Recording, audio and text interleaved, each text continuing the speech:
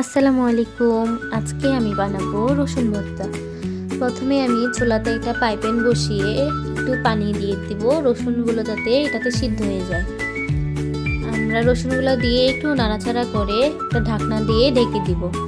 চুলাটা একদম লো আঁচে রাখবো যেন এটা অনেকক্ষণ ধরে সিদ্ধ হয়। এর মধ্যে আমরা একটু লবণ দিয়ে নিব। আমরা একটু এটাকে নেড়ে চেড়ে আবার ঢাকনা দিয়ে ঢেকে দিব। পানিটা শুকিয়ে গেলে রসুনগুলোর মধ্যে আমরা একটু সরিষার তেল দিয়ে নিব এবং সরিষার তেলের সাথে পেঁয়াজও দিয়ে নিব। পেঁয়াজের মধ্যে আমরা সামান্য পরিমাণ লবণ দিয়ে নিব। আমরা একটু নাড়াচাড়া করে এটাকে ঢাকনা দিয়ে ঢেকে দিব।